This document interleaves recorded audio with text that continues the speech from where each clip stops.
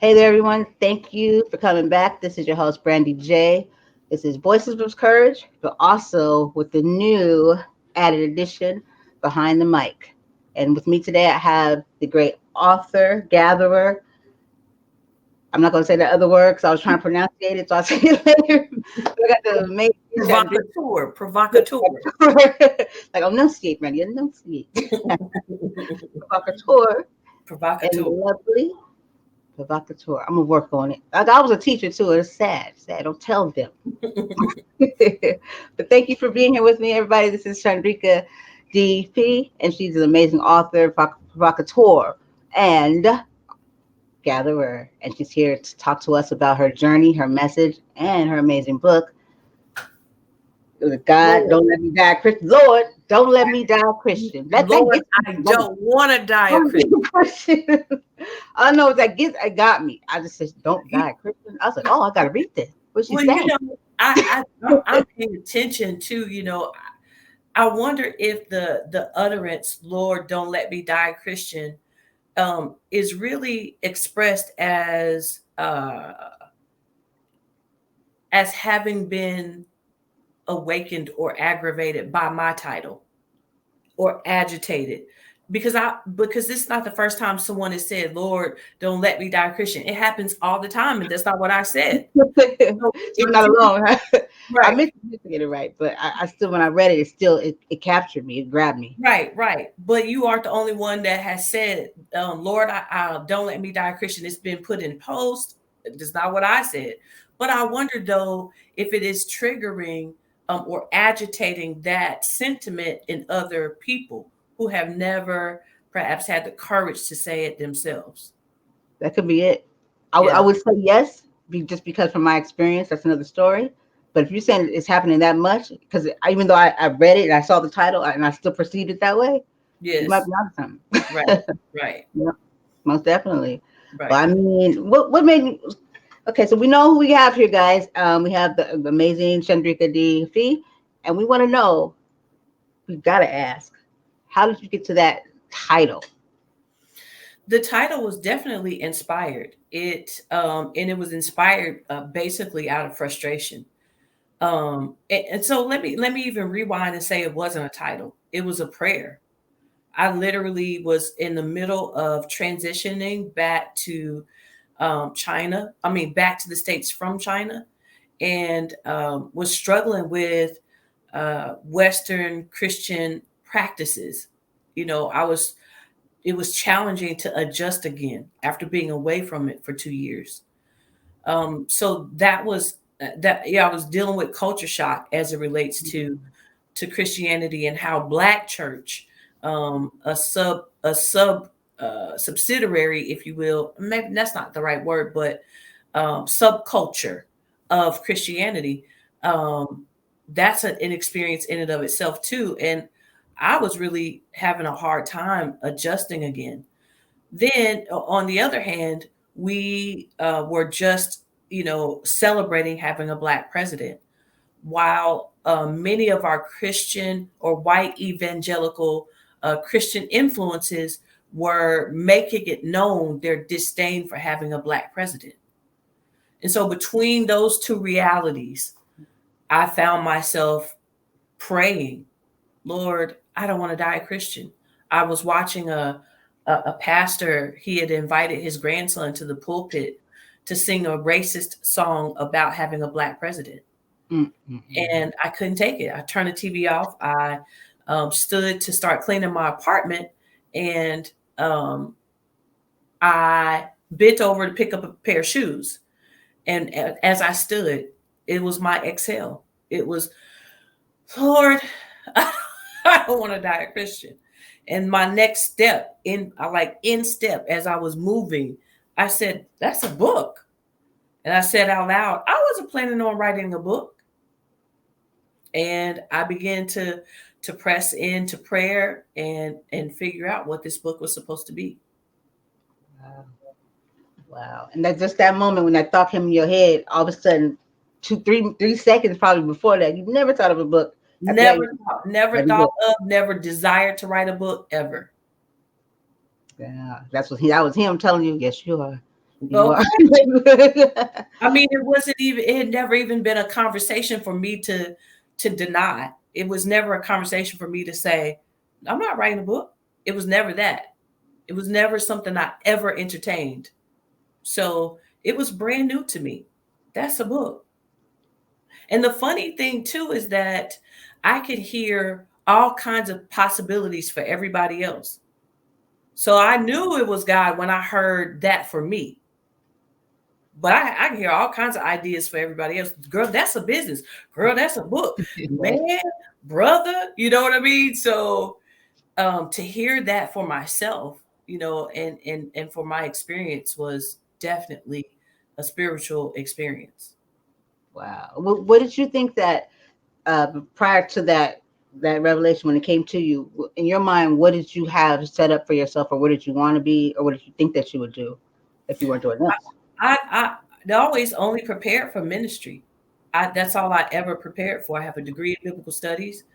I by the time I had this, exhale moment, I was licensed as a minister and then ordained as a reverend. Um, I had the 2 years of China under my belt, 2 years of ministry there.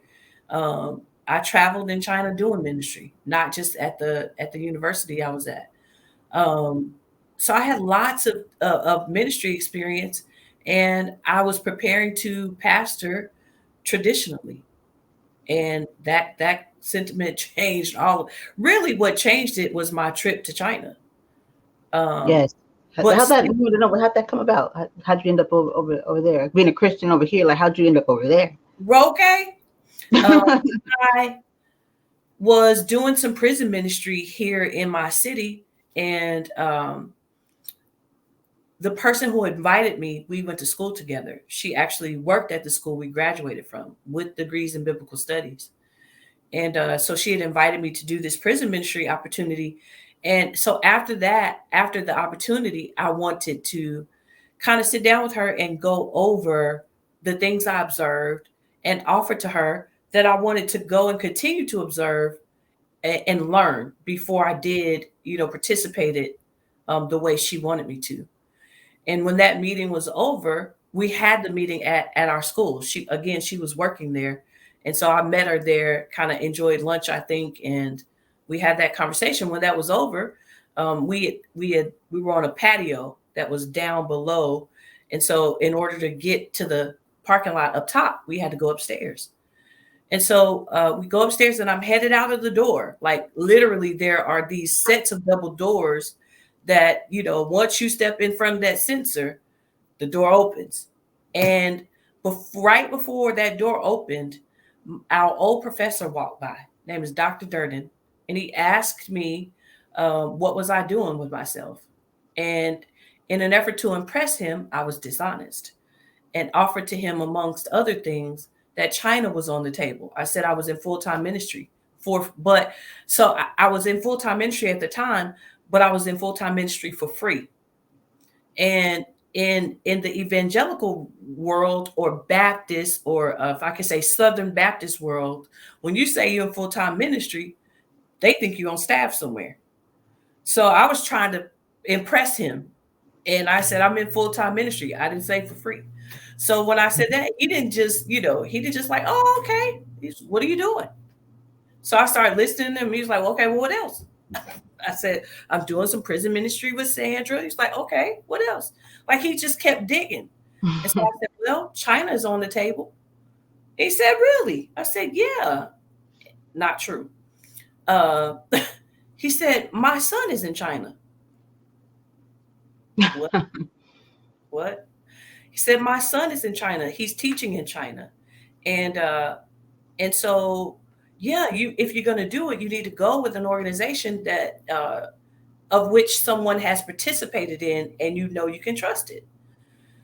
So I, said yes, sir. We ended up going to his office, and I ended up on the phone with the organization that sent his son to China. Um, How'd the that go? reason, the reason it came up is because I was volunteering for an organization who had provided housing for me as long as I did missions work for them in the neighborhood. and they mentioned China to me. And I was like, are you crazy? I'm not going to China. I don't have a passport. I had never been out of the country. It just was no.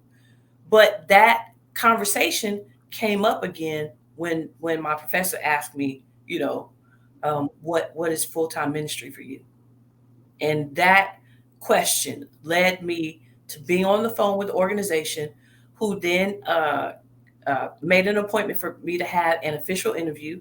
They hired me the day of the interview, and um, I think that day, I think that was maybe a Thursday or Friday that I had the interview. The following Friday, I had to be on a plane to San Diego, one way plane ticket with no money. Because remember, I was doing ministry full time, no money and no passport, on a one way plane ticket to San Diego to train for 2 weeks.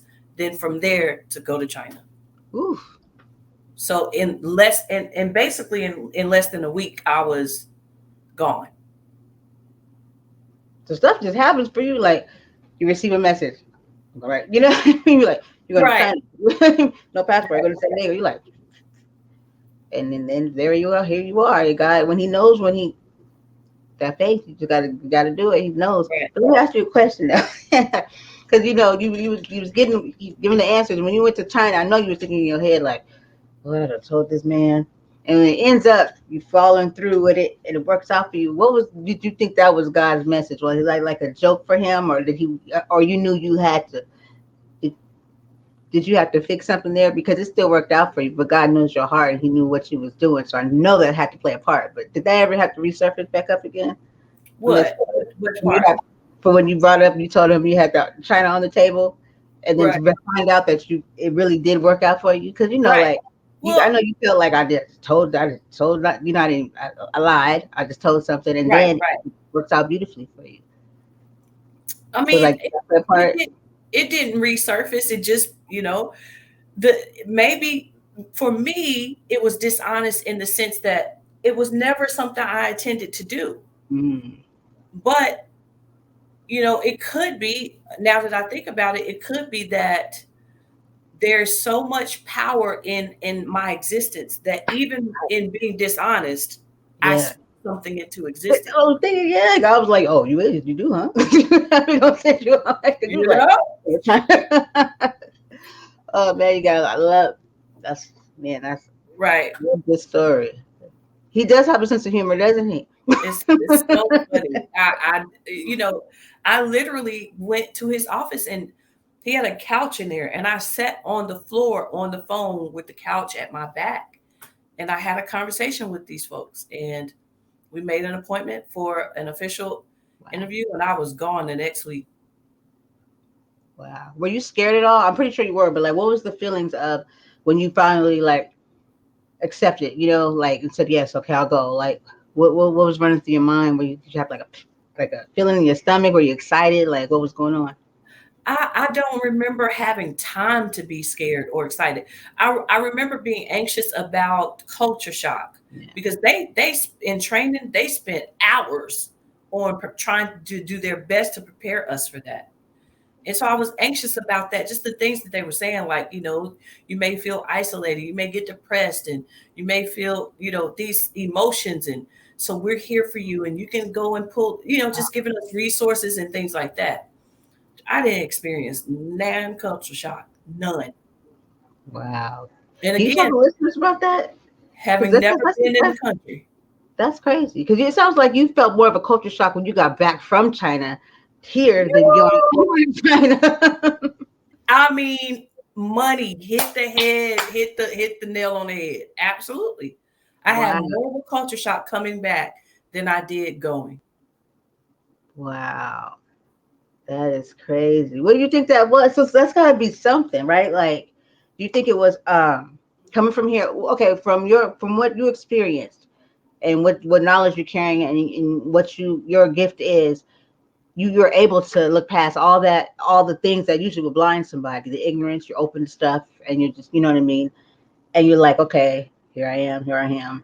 And then what was it that you could say right now that was completely different for you going over there than somebody just coming over to US?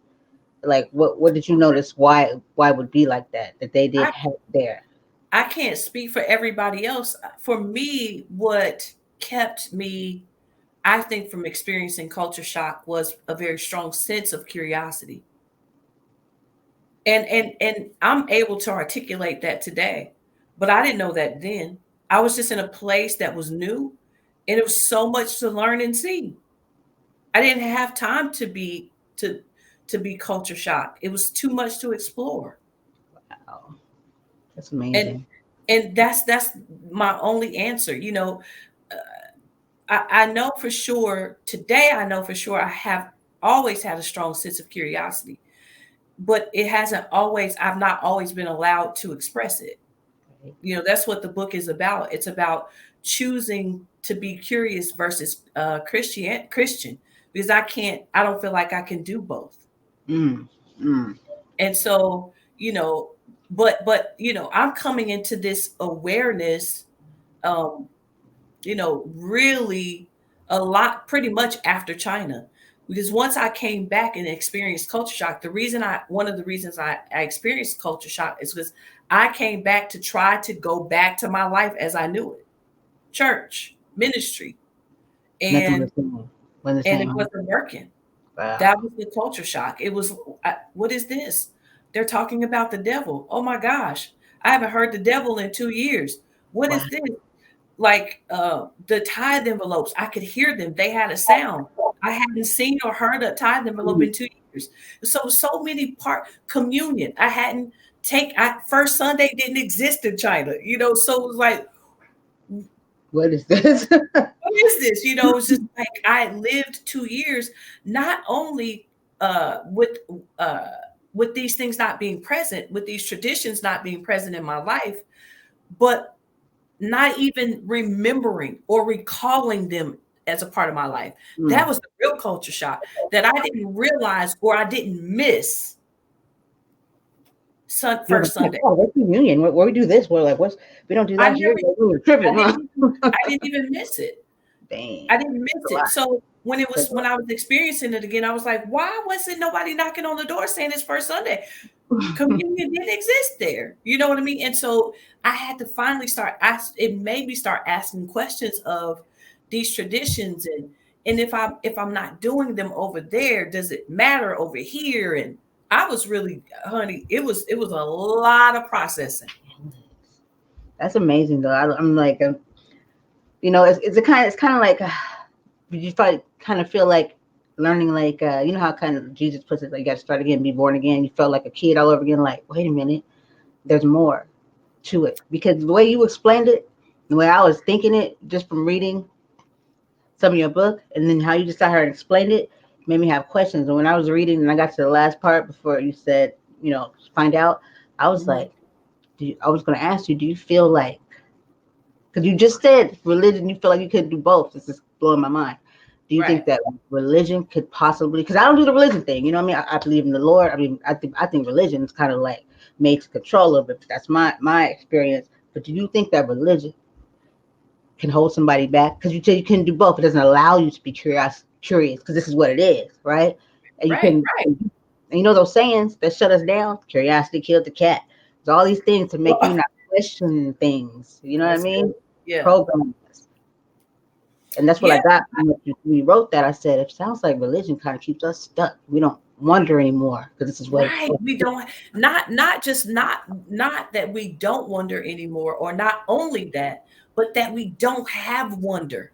We don't have a awe and a wonder about, the things for. that we can't touch and the things that we can't see. We don't have it.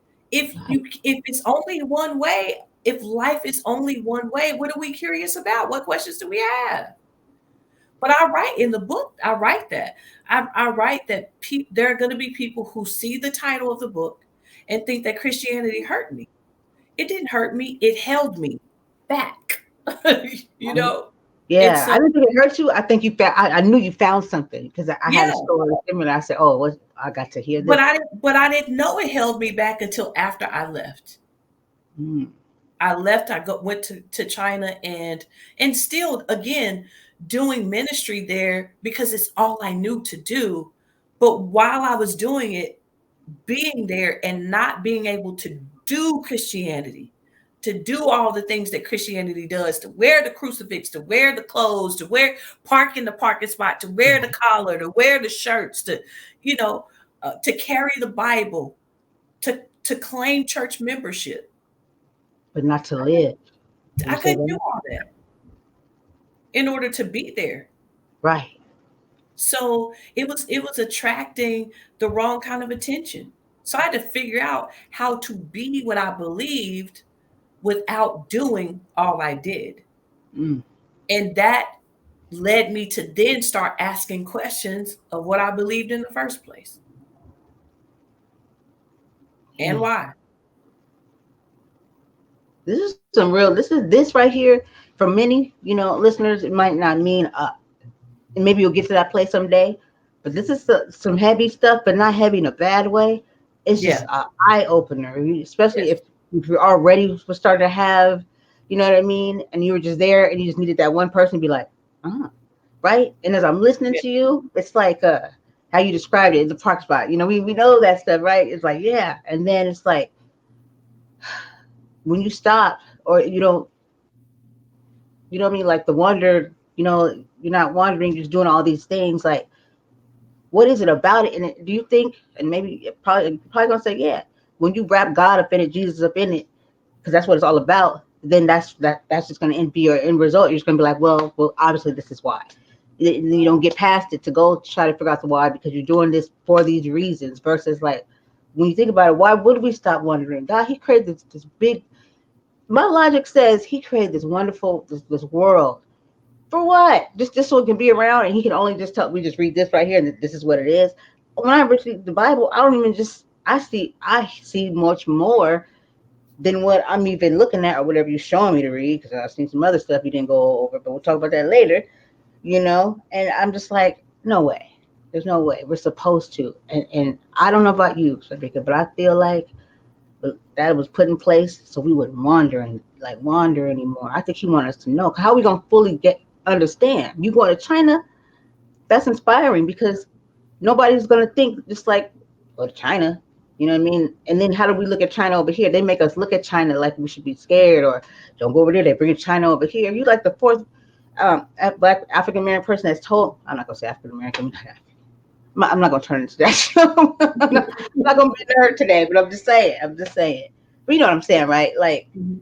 we go over there. Every time I heard a black person go over there, they never said Shanghai, no matter where, that it was a bad experience. It might have been like a culture. They probably was looking a certain way, but that's a different place, and you kind of gotta just be respectful and understand their culture. But it never was something that was as harmful like it's painted to people. And I'm thinking like, is that would you say that that's what's missing when it comes to like people in the world today? Like, because obviously you know that it's more than color. We're human beings, right? And we're all, you know what I mean, his children. Would you say that? And that this here is just a illusion? Well, I don't. I can't speak to that. What I can speak to is my own experience, and there was something. Well, I'll tell you. At the time the opportunity was offered to me, I had broken off my engagement with the first and only man I'd ever been in love with. And I was just, that was enough. That heartbreak was enough to be open to the idea of leaving. It was my way of cutting off all my hair. A lot of times when women, we break up with the love of our lives, we do something drastic, get a Boom, tattoo, right? hair, get a new piercing or something. And so going to China was my cutting my hair. It was I was open enough to go. Um, I never thought about what I had been shown or told about it. Um, I was open and I went, and I have absolutely no regrets. It is what I would refer to my Damascus Road. Um, and I'm never going back. Now, should I be asking you why? Wait, you just hit me with something. What did I? When you say that, like you just like because I think I heard what I heard. You just told me that you like the amazing, like how amazing it was, and you. I'm just making sure I got this right. You said you're never going back. Did you mean like go back or like go Oh, back to that place in your life? Like, or you yeah, mean like go back to that place in my life. Yeah, okay? I would go back to China. Girl, China, listen, Shanghai and Zhou, they got the best. What we in China, it's jiaozi, but it's dumplings here, Mm. and I don't even like eating them here because You it's just realize different, huh? like Oh, nothing like them in China. It's nothing like them. So something like pot stickers. Um, but yeah, I won't go back to the Chandrika I was before I left. how's that? How's that now for you, Chandrika? Can you let us know what has it changed even now? So how you used to be go to church and the I guess what the tradition, the ritual. Do you still go? Have you switched it up? Are you not holding on to it too tight? Don't. I'm not I'm not a member anywhere. I'm not, assigned to anybody's pastoral staff. So None of that. I'm free. I was And gonna ask you and that. I still carry I still carry the ordination card uh, on my person, in my wallet, and it's on, the book. You know, my degree that I got, it's not going to change. I received that degree. Same goes with my ministry license. It's not going to change. I received it. You know, I don't go by reverend, but it works for putting it on this book. But if you talk to me, my name is Chandrika. I don't need to be called reverend. I don't have to be called minister. My mama didn't name me that. My name is Chandrika. And um, yeah, I'm good. Just like I don't seek church membership. I would love to one day establish a fellowship that doesn't require membership. Right, Yeah. right. I'm I've been one of the things I came to enjoy is if I wasn't going to be a Christian, if I wasn't going to that, and that means so much. It means not it means taking the opportunity to think apart from the majority.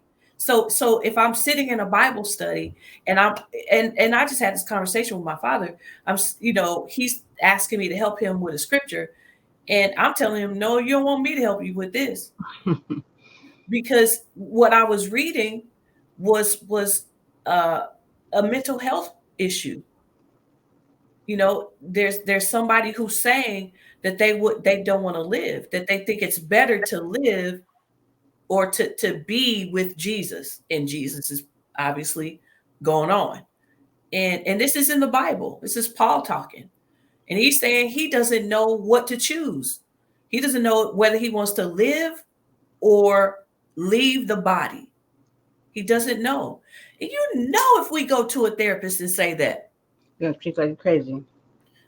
you're going to get medication, we send you to a psychiatric hospital, that's suicidal conversation. Yeah, that happened to my friend. She was telling everybody Jesus loves you. He has something for you in store for you, and they put her in the took her to the hospital. And she was just trying to spread some love. It's like, yeah, he was wrong. And this is more of clear saying that I don't know if I want to live or die. This is not Paul saying Jesus loves you. He's saying, I don't know if I want to live or die. I think it's better to go and live with Christ. And he's saying, I don't know which to choose. And Hmm. so, the majority of us would be I'm reading this to my pastoring father who wants to preach a sentence in that part of the letter. And when I read the sentence in context, he still wants to preach the sentence. Mm, Paul is saying, he's saying that I'm struggling. I don't know if I want to live or die. And if mm, and if he decides to die, if he decides that he doesn't want to live, he's saying that he is making the choice to not die or making the choice to, which means how you gonna take your life? You gonna take your life? So this, this is suicidal conversation. And so, we if we were going over that in a congregation, everybody be like, yes, yes, Right. amen. That's it. So, to sit to for me to actually look and read and think and dissect and dive or take it for what it actually says, for me, that takes not being a Christian. Because to be a Christian is to be a part of the majority, in my opinion. Yeah. To be a Christian is to not think, it's not to use your intellect. And I'm not saying this in general. There's a lot of intellectual Christians, a lot of intellectual leaders. Um, but either we skip around what is not popular or what the people are not gonna appreciate, even though we see what we see, um, or uh, we just, or we're not thinking at all. Yeah. And I don't want to do that anymore. I want to read what I'm reading. I want to hear a song and have thoughts about it and how it may be hindering my Right. experience of life, Instead of being like, don't listen to that, don't listen to that, you kind of it make you feel or bad not. for receiving it. Right. Just like Or let not, me make the decision. right. Or Free don't will. sing it. So Right. I was a worship leader. I can't go back to worship being a worship leader having questions about certain songs, Right. Right. you Right. know? Wouldn't that kind of like go against free will though a little bit? Isn't that the complete full truth of free will? Is to being able to be exposed to it, know what you're listening to, and then you make that decision. But we don't really get the full, aspect of all of it. You didn't get to hear it because you're just bad. You don't listen to that. So how is you really making how's it free will if you really didn't get to truly make that choice because you're going off of somebody else's right? Idea. Right. Yeah. Right. Maybe a very popular song by young lady. Her name is Tasha Cobb. She's a great singer. She has a song called I don't know what it's called. Breaking Chains or something like that. And Yeah. and Yeah. this everybody just sing it. I feel the chains falling. And it's just everybody just is singing it. And in order to believe that, you have to believe that you're in bondage in the first place. Why do I want to believe that? Right. And so I'm somewhere sitting like, oh, okay, well they, but at least I get to sit and not participate versus being on the stage having to sing these songs because everybody else likes it. So that's what I mean by I'm not a church member. I can't do these things and participate fully. Yeah. I can't do it. One of my friends is being ordained Sunday. I'm gonna try to go. There gonna be certain songs I'm gonna be down there waiting for them to sing that works for me. But if I was on the praise team, I don't have that choice. Mm. So you got to be up to doing something that you're not even, you know. That's good. Nobody should have to live that way, at all whatsoever, right or wrong. It's like you should live your truth, or Well, be about what you the thing believe. the thing is, and I think what I'm saying without saying it, and I'm not I'm not avoiding saying it. What I'm saying without saying it is that anyone who's doing it is probably not thinking. Yeah, They're not involving their intellect. I because you'd have remember to ask questions. I used right. I used to be that I was a worship leader, so my intellect was never involved. Because if people were really paying attention, wouldn't you think that they'd be like this instead? They'd be like, "Wait a minute, let's think about Right, this. right, What did you right, say?" right. Chains. It's like that exactly, and that's how it gets. It seems like that's just the thing. Like, and I have this guy I listen to. His name's Papa Duck. You know what I mean? He used to be in the rap and all that stuff, and very smart. I feel like he's like me, but in a male's body or my twin. I don't even know. But I just be like, yo, I know I'm not crazy. And he was talking about the music and the spells and all that stuff. And he'd be like, he used to rap like all this stuff, and then till he realized what he was rapping.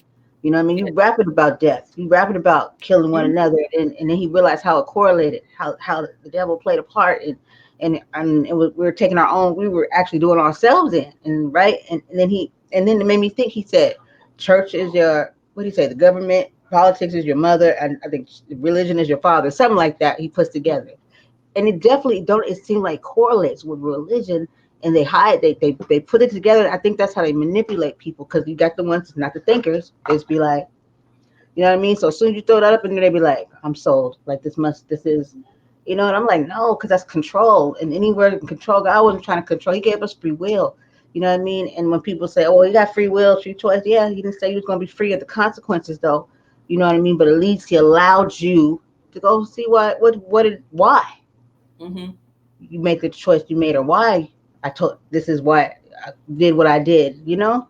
Yeah. And but it's like I don't know. I feel you with. That's why when I saw that title, I said I didn't think like anything bad happened to you or you were angry or something. I said she has a story too, you know, because I had a whole story going through church my whole life, and the whole time I never felt a part of. I didn't. I said something there, right?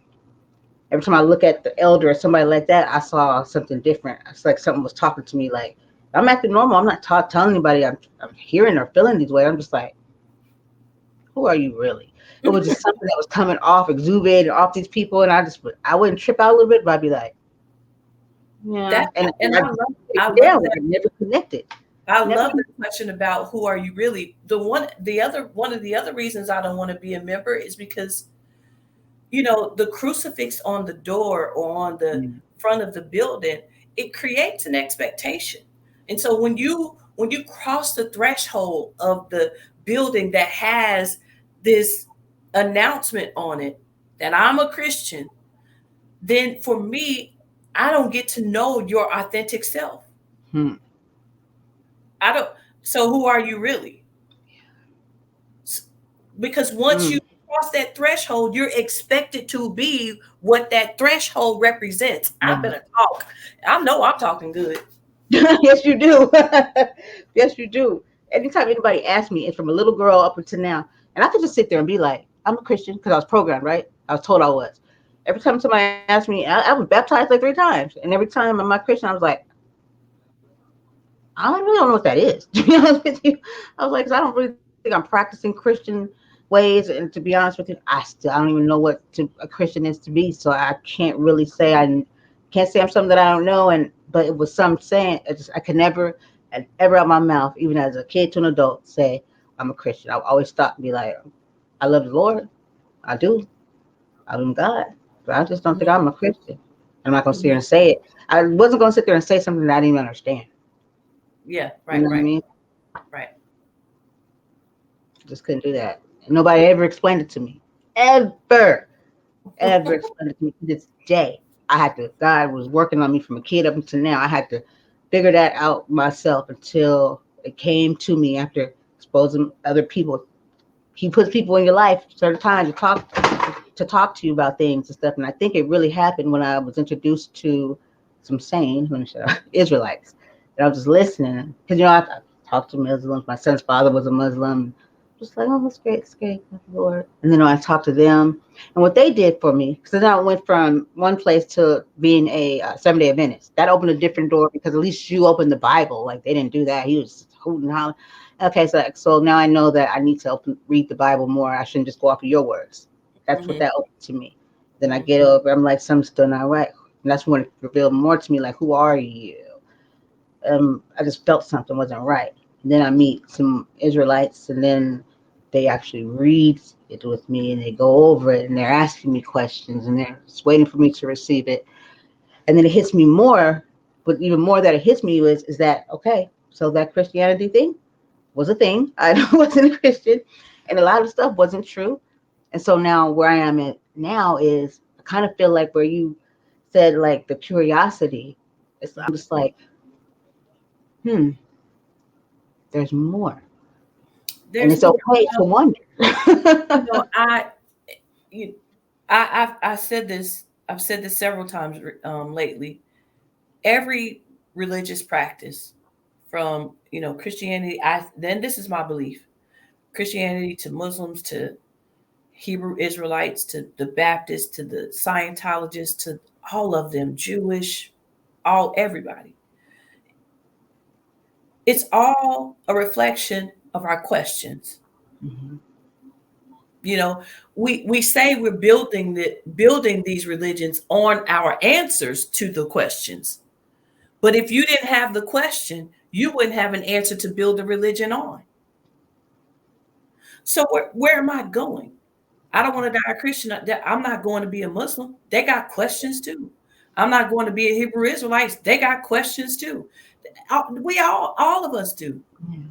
Yeah. You know, But you ask a question and come to a resolve, and then you build a religion on your resolve, not ever exposing that you had questions and probably still do.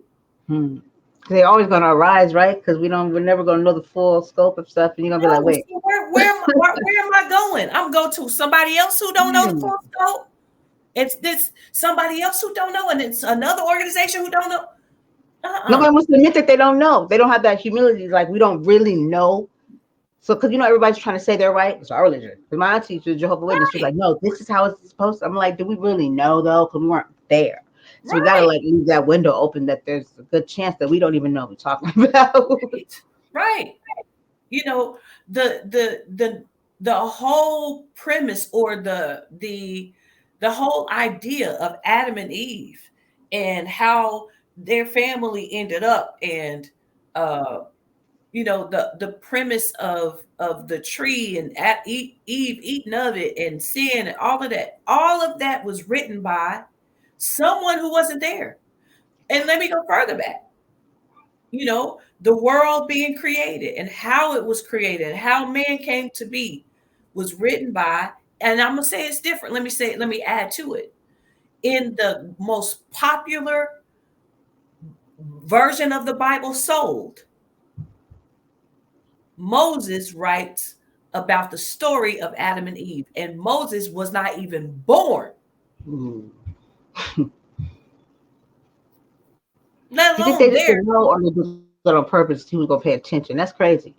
That's And crazy. again, it's very important to include this story is in a book, the most popular book or popular version of the Bible. I don't know about all the rest of them, but the most popular version of the Bible. That means the most Bible, the Bible that is sold the most is the King James version of the Bible, which, by the way, the rights belong to the royal family. Mm. And I'm gonna say this too. This book right here, the rights belong to me and my publisher. So every time somebody buy it, we get paid. Mm. Okay, that's all. And it always comes back down to that side of the Roman cat. Yeah, yeah, yeah. And not just we. The people who print it, they get paid. The distributor, they get paid. All these people, Mm. they get paid. Always So goes back to that dollar bill. Yeah, yeah. hey, yeah, Sell I that, know. sell it like hotcakes. Give me some. So in the most popular version of the Bible sold is the book called Genesis. And that book is attributed to a guy whose name is Moses, who was not born when Adam and Eve lived, if they lived at all. I love it. I love it. You just took me to a whole nother realm. I promise you. I hadn't gotten to this place yet, and you just took me there. I've been through the phases. I think this might be the complete, like the flood, like the gate opener, like whoosh, all the water just came out. I'm like, oh, some stuff now. It feels freeing though. I'm being honest. I don't know if you felt that during this whole experience that you had, but the experience I've had from being a child up until this new discovery where I found out that's why I was feeling the way I did these different churches, and then sitting here now with you. Do you feel like a breath of fresh air? Do you feel like you were set free from something because you were being held by something that you didn't even fully get? Because you just made sense to me right now. Everything that you said about how Christianity and when you came back was making you feel like you couldn't, you know what I mean? Like you I you felt knew like there I was couldn't. more.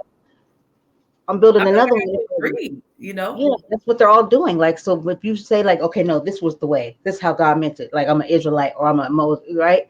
It's still, no matter what, it's still going to limit you. Still have to conform to a belief because it Yeah. has believes certain things. It's not something that you can be just free to just experience and let's see what happens. But in the best Yeah, regard, it's we be that. good people.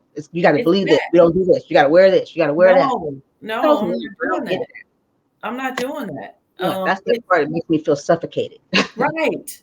It's you know, my belief is that God is bigger than what any religion has to offer. Yeah, And so, my experience of religion is Christianity.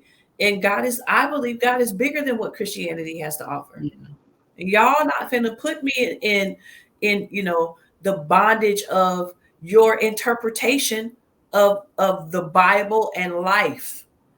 The people we are reading of, that when the Hebrew Israelites sat down with you, they are reading and studying the experiences of someone else. But those people's experience they were having those experiences without a book. yeah. The I tell Bible did not exist when they were living. So they were having to experience life and interpret that experience. Ooh, that is deep. Ar- and articulate Ooh, what they interpreted. oh my God, oh my God. Girl, you don't knock it off. See, so basically, what you just said here right now is because it makes a lot of sense. I had thought about this like prior we were talking. I was looking at myself reading the Bible, and you said that's how he meant it. That's how he's supposed to do this and that. And you these people wasn't looking at a book like prior to them. This is how they did it. That was really going on. Like what we're living now is really going on. But we're trying to take a book or something. Well, and we're like, well, how am I supposed to? This is, you know what I mean? And you're supposed to apply that what we're It's living now may be a book that, in that sense, right. like we got Right. to deal with what we It deal could with. be a book. It Right. could be a book. Yeah. But but Mm, again, the point is that they had the freedom mm-hmm, to interpret the experience of life they were having. So mm. let's say it this way.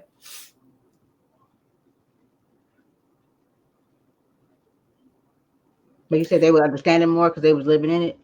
Well, no, what I'm saying is that without a book to give them guidance, they had to figure it out. Mm. That makes a whole They lot. had the freedom even to assign God to certain experiences. There was no book to tell them what they were experiencing was God or Mm. not. Right. They lived free of somebody else's experience. Moses says, or Noah even says that, and the story is, because I don't know, I wasn't there. The story is that Noah said, God told him to build a boat. Now, you know, it didn't have to be God. He could have been as loony as the day is long.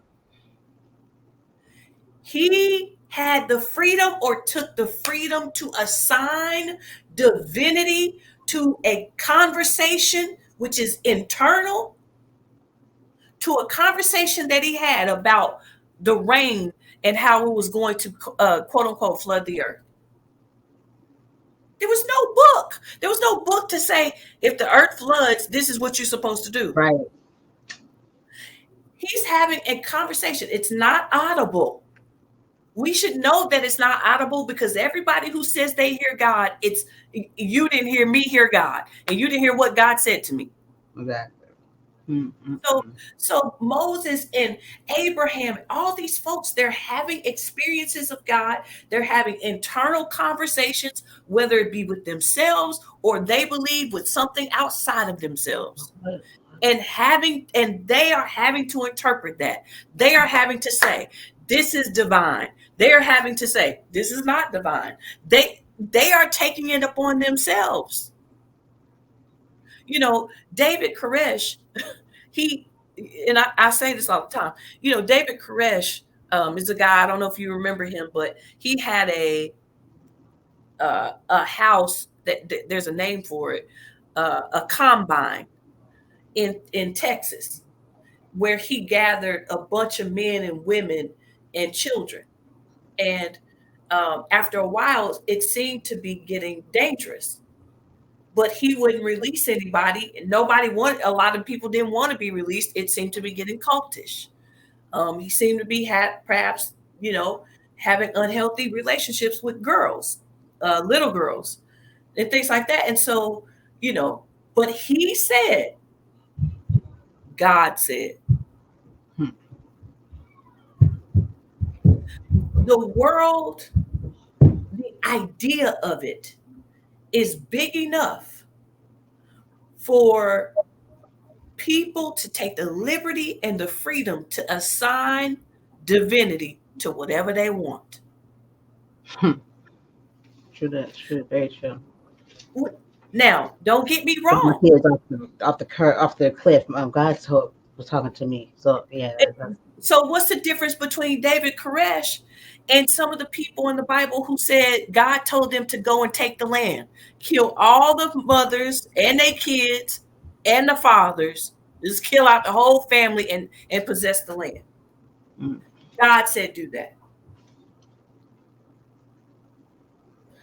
And so, you know, what's the difference? there's none. None. There's none. There's It's, none. and so we have, you know, the responsibility or the freedom to assign divinity to whatever we want. I am choosing to see God as love. Right. And because I That's choose the to see difference. That's the God as difference. love, Yeah. then I experience love as a part of my life existence.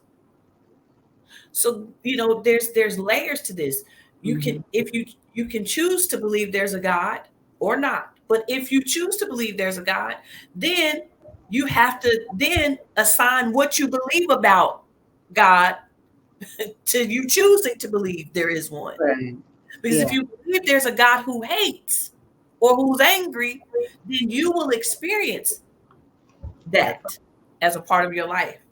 So that explains, like, okay, say for instance, when I say like, say you get like angry racist white people, and you get the opposite, and you're like, okay, well I know who my God is, and you say you have a God, but clearly that's not God because God loves, He don't hate, but they have chosen that their God that they love, they believe in, has told them that's what they've chosen to believe what God is. Basically, what Hmm. you explain versus me saying that no, that's the devil. No, that's truly their truth, what they believe, and that's where that you're like, no, you're lying. Like, your Bible's upside down, and it really is what you just explained right there. And that I want to say, damn it, and that just hits that word curiosity, because it's as deeper as you go into the rabbit hole, it leaves that curiosity, because then it's like, wait, what? We're trying to get to a definitive answer and figure it all out. Like, this is how it is. We're never gonna get there because, like you said, it's bigger than us. It's bigger than us. And I have when you was talking to me before I talked to you today, and that's why I know this was supposed to happen. I started thinking. I said, hmm. Now, God, he supposedly, like, he needed his messengers to get a message to everybody to know who he was, and this, and that everybody come to a place of love and get to know him before he gets back. My logic started to kick in. Well, he's smart, so he would know that a lot of people aren't going to get the message because people ain't down here doing their job right. People can't explain stuff. And then I start thinking, would he expect people to understand? He couldn't really expect people to receive. How are people supposed to believe that message just by somebody telling you that? That really Hmm. started playing in my head, like that was supposed to be the way for us to understand. And then I started thinking about the pastors and all the people in the church that be like, well, if you do this, you're gonna do this, blah blah, this and that. You need to do this, you need to do that. I'm like, how do you expect that to be? You can't expect people to believe there's a Jesus or God just off the strength that you telling them that. And that's been playing, and like God wouldn't, because then that means a lot of people are going to perish just off of a message. I don't think he would expect us to believe that stuff just because somebody told us that, because who's it coming from? And that's what really started kicking it off, like this is something. Oh, I was like, that don't even make sense. And you bad at it too, but that just doesn't make sense, because you can't expect nobody to believe you. Why should I believe you, elder, pastor, because you're telling me this? Like, that is no way. to teach somebody or expect them, and then turn around and tell them they're going to be a sinner, or they're going to hell because you told them that that's what he expects. Well, can you give me some more than that? Like, can I understand? And then look Right. at the people like you better get to know them, get to know who, why, and how. And that's why I stopped going to church because every time they see me, oh, I didn't see you last week, but you didn't call me either. You know what I mean? Like every time I come in Oh, here, you keep saying come back for what? You don't know what I'm doing at home. I could be going to another church, but I got to come to this one, huh? This one right here. right. Like you don't know what I'm doing, but you didn't work. You didn't think about me until I walked up in here. You want to know where I was? Why did I need to be here? Hmm. You didn't ask me what I've been doing or nothing, just because they didn't see me up in there. And I couldn't do it no more. I was like, I can't do this. I can't be around fake people. I know you find a few genuine ones and look like they're confused too. You know, they be so nice. They be like, down my life. You know, but I can read it. I read people well. I said, I'm not doing this no more because I'm going to have to get up and tell you what I think. And I don't have to do that. So I'll tell you and say, Lord, you know me. Right. You know what I mean? You Right. know what I'm about to do. And I couldn't do it no more, Chandrika. I took my baby up out of there and I said, nah. I saw it. I saw those kids go to the same school that the church was around. And they were some snobby little kids. Parents got them thinking they better than. I said, you're not going to that school. Because I said, you're going to go to a school and you're going to, because it's like they looked at other kids like if they all going to school together, then you're not really spreading like if you're going to a school that's correlated to the church, you're only going to deal with those people, and you are looking at other kids like they're less than. And I said, if anything, you're going to go be around other kids and you're going to spread that love and joy to everybody. Because I don't think if you could put in Jesus and God in the mix, that your kid is over there treating people like they less than. Because that's what I took from that, and it just turned me off altogether. Hmm. Yeah. It's it's it's just the world. What I wanted to offer earlier is that whatever you choose to believe in, you are also choosing the sequence of events that follow said decision to believe. So just as much as there is enough room in the world, and in the idea of a world for everyone to assign divinity to whatever they want to, there's also enough room in the world to experience or walk out the consequence of assigning to divinity to whatever you want. There's enough room. So you have to, you got to weigh and be able to discern what would be the consequences. Yeah. And by that I mean consequence of events that follow the decision, uh, to invest the energy of believing in divinity the way I do. So, but there's enough room, and believing that, releases me also as Mhm. another level or layer of freedom. It releases me from judging everybody, Amen. because God doesn't have to be love. God don't have to be hate. It's what I choose to believe about of something divine. I choose to believe that something divine, something that I come from, the divinity I was made of, is love. And as a result of that, the sequence or consequences of events following that choice will be reflective even of what I believe about love. Yep. The question may be, what is more powerful, believing or God? Mm. Because Amen my for that. because my experience of God is only going to be a reflection of what I believe about. Woo! I mean, when I tell you the things that are coming out of my mouth tonight is blessing me. I ain't even know.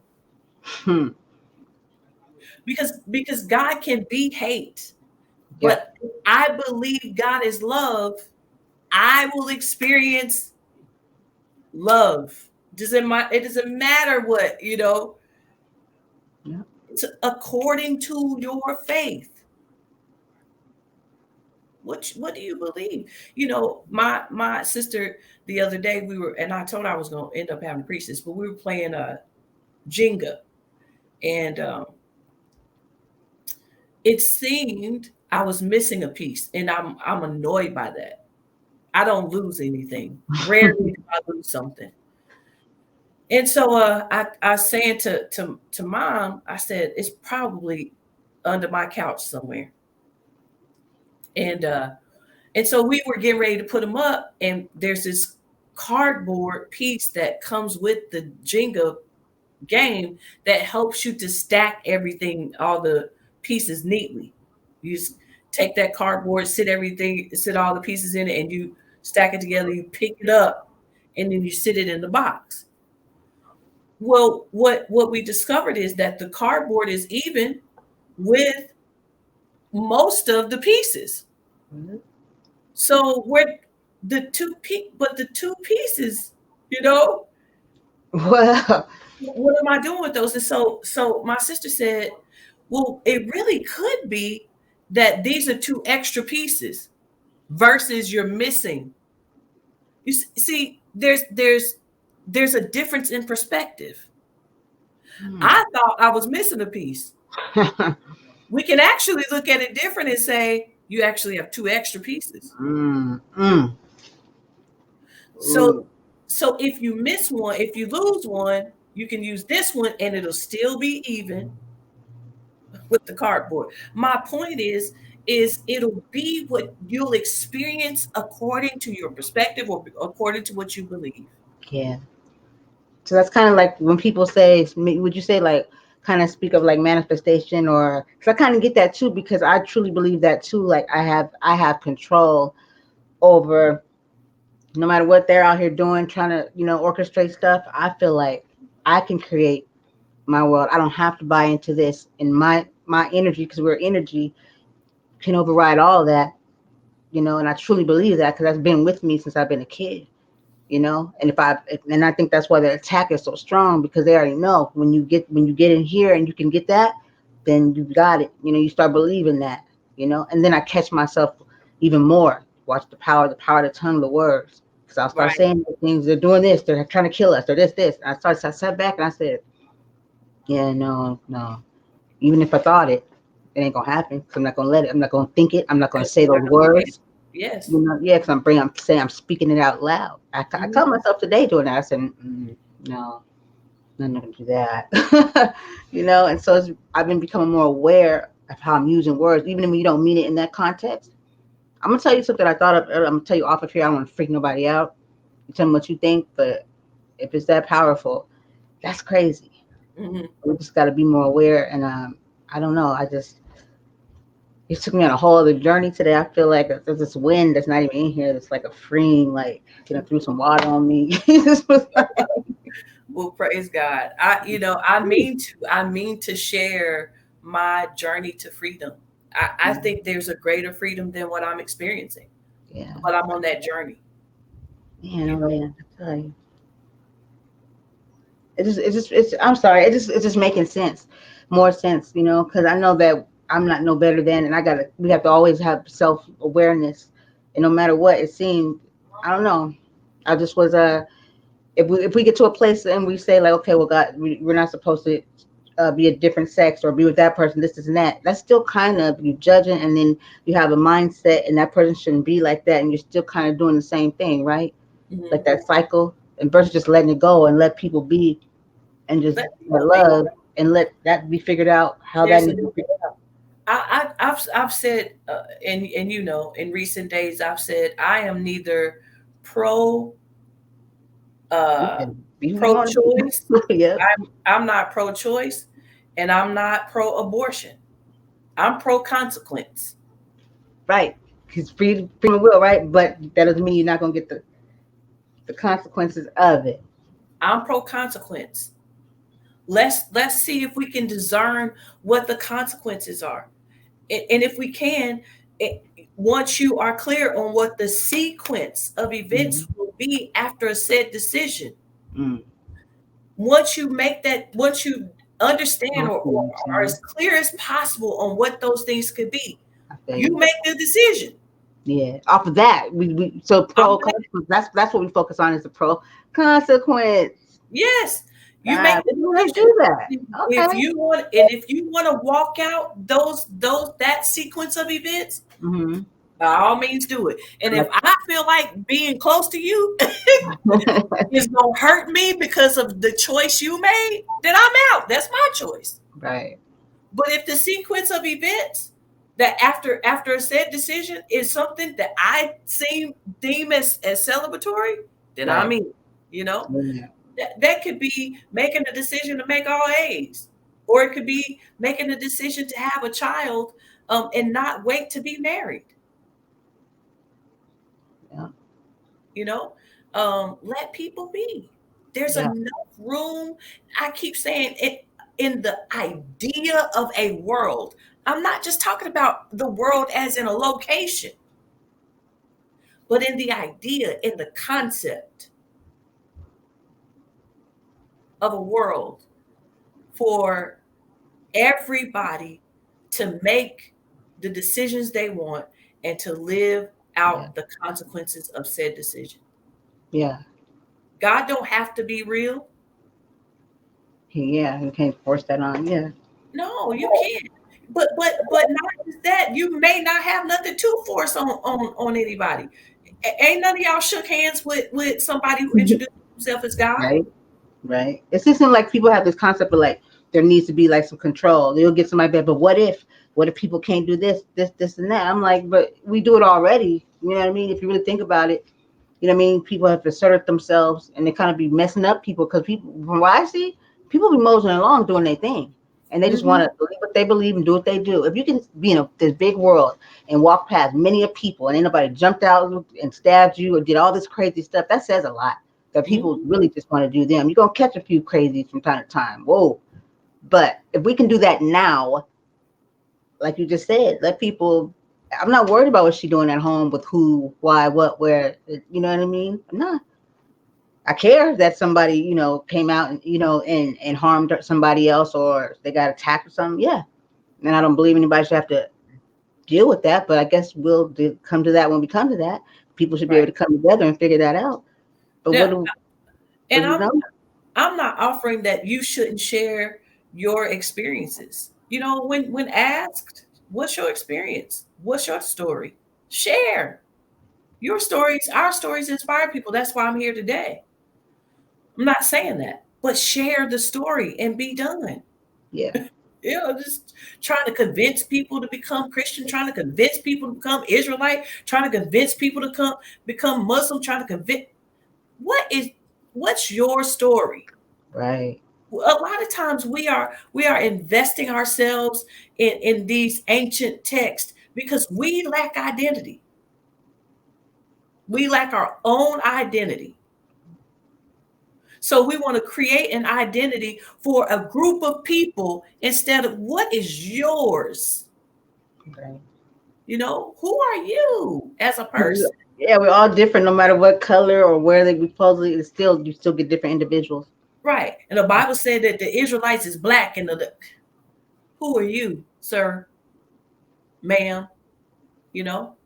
So yeah, let's, I a love lot, it. again, a lot of what we do and dedicate ourselves to is for the lack of identity. I did an interview the other day, and the interviewer asked me, how can I encourage somebody, who's thinking about suicide and going through depression? How can I encourage somebody through the Word of God? I got my own story. How about I do that? Mm, How about I share with you the day that I considered suicide and why? How about I share with you that was in my 20s, that I'm 47 today, still living? What if somebody finds hope in my story? oh, yeah. What if somebody finds hope in my transparency? Somebody they can see and relate to, Right. right there. You know, Mm-hmm. I write in the book, I ask the question, did God expect me to exchange my story for somebody else's? Because that's what we're reading. We're reading Mm. stories that belong to other people. I have my own. And that could be what it was trying to correlate. We'll never know, but we taking our own interpretation. Could have been something like, "This is somebody else's story. What's your story?" Right. What's your story? When I finished reading my Bible from beginning to end, a few things happened. One of them was, I believe I heard God say to me, now that you've finished reading everybody else's story, I'm ready to give you your own. Mm, I said, yes, sir. mm, mm. Like, It makes perfect okay. sense. It makes so much sense. But who's going? I guess people like you know what I mean, and who people that get inspired and start to come to that place and start. That's why I like my show, Voices of Courage, because I want people to talk, say your truth, say what you think. Like, Right, what are you thinking right now? Everybody, you're important. What's going on? What do you want? You want to tell them something, whoever them is, speak. Don't just be quiet because your voice, you don't think it's going to be heard or nobody cares. Like, people need to talk more. People are being quiet about all kinds of stuff. And it's like, no, how are we going to know what you're thinking and what you want and what you need if you don't start using your voice and tell your story, right. whatever it is? And that's why I like Voices of Courage. Amen. I agree. Mm. This might be by far the best show. Oh, no. Oh, no. I'm a whole different. I have a whole different mindset right now, and whenever that's only happened a few times in my life, and that's why I know it's important because that's that trans. And I'm open and willing. You know what I mean? I'm not like, what are you talking about? No, no. I'm very open to receiving, especially when I just know. I know. I've been on this path. I've been on this road. I don't know what to tell my son because I sit here and I think like, well, okay, well, I'm getting my journey. I gotta have him come see. We gotta, and I don't think that's what I'm supposed to do. I think he'll see what I'm doing, and then when I get, and then, you know what I mean? We'll talk that out. Because if I sit him down, I'm gonna be doing the same thing that somebody did with me and saying this is how it's Right, supposed to be. right, I took him out of that for a reason. right. Mm. I agree. Oh, good. Oh, good Lord, good Lord. Oh. We've been on here an hour and 12 minutes, and I don't know if you see me. I'm trying not to keep I know, I yawning. know. I was like, I'll call her tomorrow. It's like, nah, I'm gonna let you go to sleep. I'm like, I do appreciate you. Keep doing what you're doing. You have an amazing story, and whatever I can do to help you get to where you need to be, platforms and all that stuff, I am more than willing.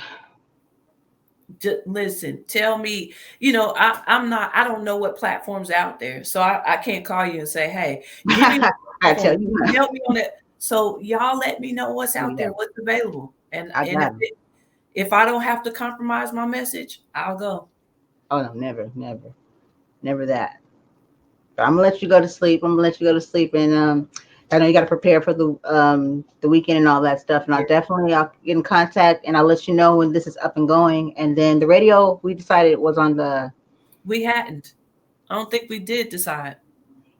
I know it was one we did, and I thought it was two of them. You said let's do this one. Okay. Oh, the 15th is on my brain for a reason. Or maybe, girl, hold on, let's see. The 15th, Did no, we? No. Okay. in 2 days. So we didn't do plan. Oh, we What's the did. name of the radio show? Real Wise TV. I mean, Real Wise Radio. We did, huh? We did. It's on the 18th. 18th. Okay. Okay. Yeah, 18th Okay. from 7 to 8 p.m. Okay. Okay. We got time. We got time. Yes. All right. Well, you get you some sleep. Yes, ma'am. I really might go right to bed right now. It's like, It's which is very that's rare for me. I usually have a cup of tea, but I might go on to bed. I okay. haven't made it or nothing. Usually I make it and have it sitting and then I warm it up, but I haven't even made it. Well, I appreciate you, and thank you for coming on and allowing me to keep you Thank up. you. And thank you for having me and for being patient too. I meant to tell you I'm having little small home repairs done And one of the things was that the bottom of my drawer in my bathroom cabinet thing, the bottom of the drawer fell out. And so I asked the guys, instead of, buying a new whole sink piece thing, could we just fix the wood or install another piece of wood there? And they did. It went good. The installation of the wood was great. Well, he couldn't get the drawer back. Couldn't get the And literally what was happening when I was texting you going, I think it's gonna be 8:30. I think it's gonna be I'm sitting in the floor, Googling, YouTubing, everything, trying to figure out how this drawer is supposed to go back in. So It went back that in, though, right? uh, It went back in. yeah, it finally did. What It's hard to explain, and I'm the one that found it. There's these little balls that are being held in place by a bracket, and for some reason, uh, you know, the piece that holds the balls in place, little silver aluminum balls, had folded up, and we still don't know how. It's a metal piece or Wow. aluminum at least, and the ball had come out.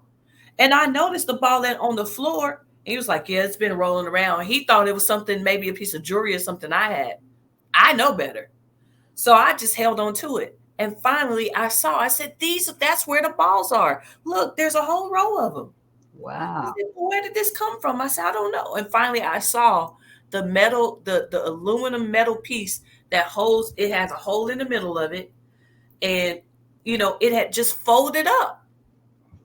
Wasn't We just don't know like how. corrosion or nothing. It was just like We wore didn't know out. how it had folded up. And so the ball had come loose because nothing was holding it in place. Mm. And so we put the ball back, folded the piece back down, drawer goes right in. But the only one that was folded up. Those things in life. Just one. I mean, the ball is tiny. And it's what makes the drawer roll in and out. And it was just that one piece. We still don't know how that piece of metal got folded up. So he got his pliers, put the ball in place, got his pliers, pulled the piece back down over the ball, went right in. Wow. I ain't gonna say nothing because I know you gotta go to sleep. But all I'm saying is it could be something. That might be a message too. I That said that one. to him. I said that to him. I said, "You do know that'll preach, right? That little bitty thing caused a um, such an obstacle. The door would get to a certain spot and stop. It stopped, and we could not figure out why is it stopping. It won't go all the way in. It just wouldn't go all the way in.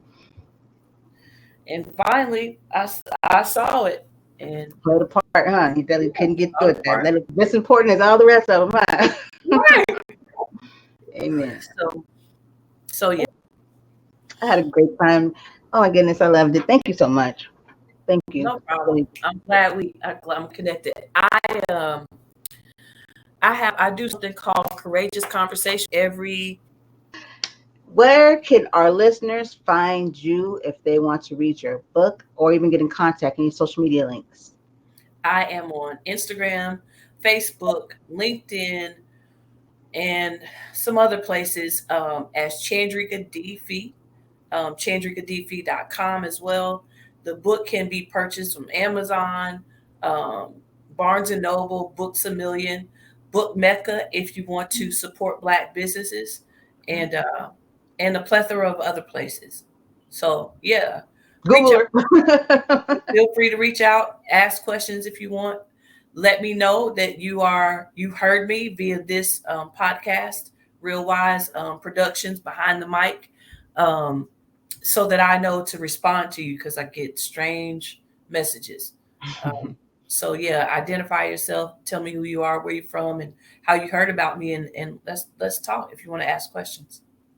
That's what's up. Yes, yes, yes. Also, Voices of Courage, because it's going on that one, because this is Voices of Courage, but this is the new Behind the Mic, because I feel like we're behind the mic, we got strong voices on the mic. Yes.